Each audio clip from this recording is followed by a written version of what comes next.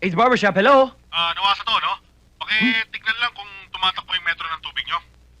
Oo, sandali lang. Ano ang gupit ang gusto nyo? Gusto ko, undercut. Undercut? Boss, luma na ho yun. Hindi na uso yun. Tsaka hindi bagay sa inyo yun.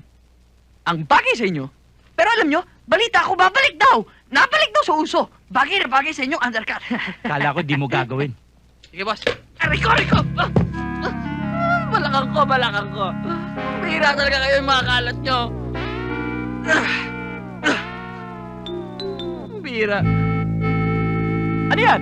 Ako, yari. Ha? Aray! Boss, Ano yan? sandali lang ho, ha? Boss, pasensya na ho, ha? Yari!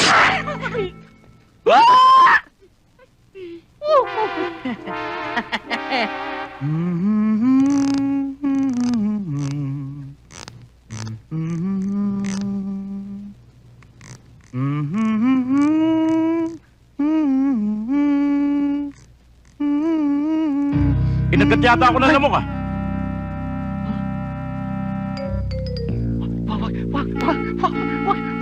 Wag!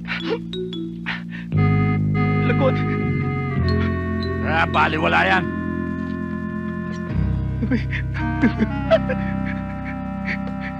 Ulo! Ayos, bata. Ngayon lang kuminis sa mukha ko ah. Malinis ang trabaho mo. Salamat ho. Oo, ano to? Bakit lumaki teka ko? Eh, sabi niyo kanina, nakagatukay ng lamok eh. O nga no. Pero bakit na magkanang ganito? Eh, maliit pa nga ho yan eh. Niluloko Hindi mo ho! ako! Hindi ho! Tabi!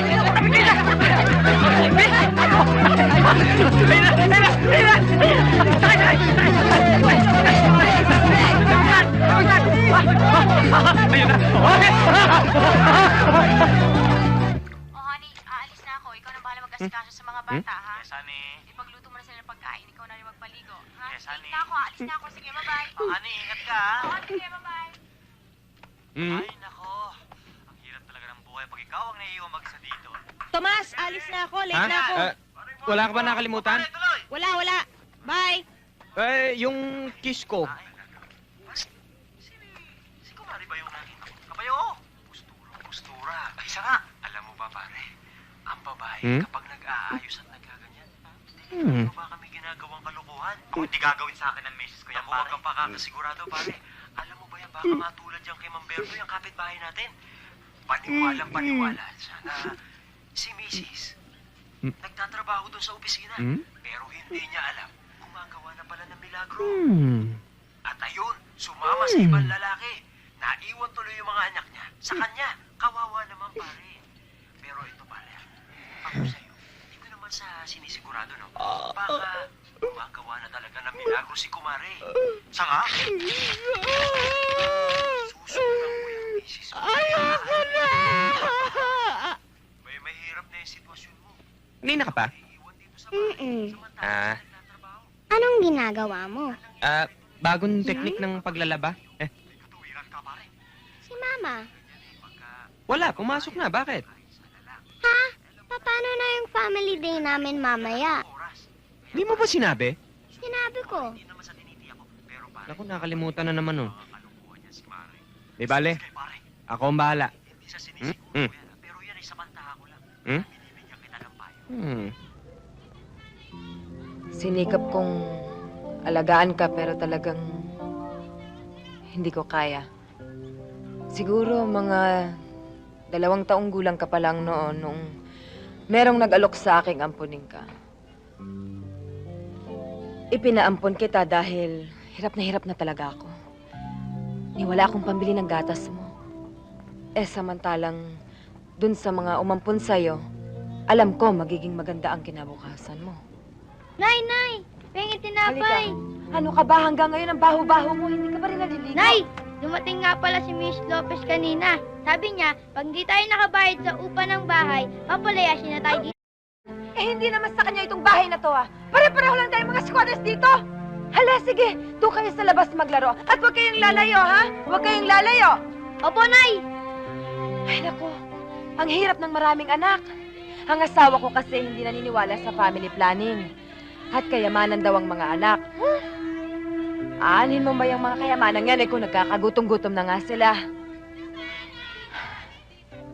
Nasaan na nga ba tayo?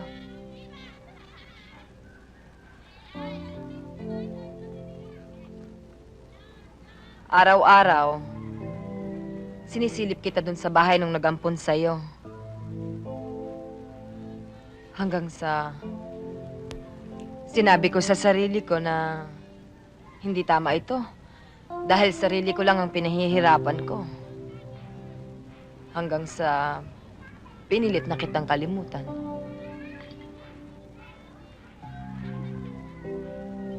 Payakap nga uli, anak.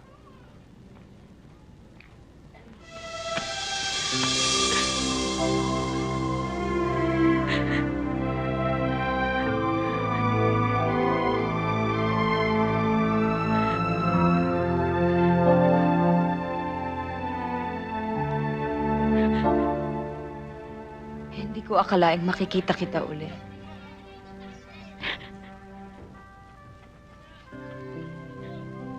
Dadalawin ko kayo dito ng madalas, Inay.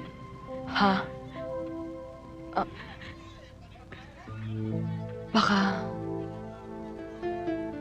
Baka hindi pwede. Baka magalit ang asawa ko. Kahit na humagalit pa siya, Inay. Basta gusto ko kayo makita ng madalas. Inay.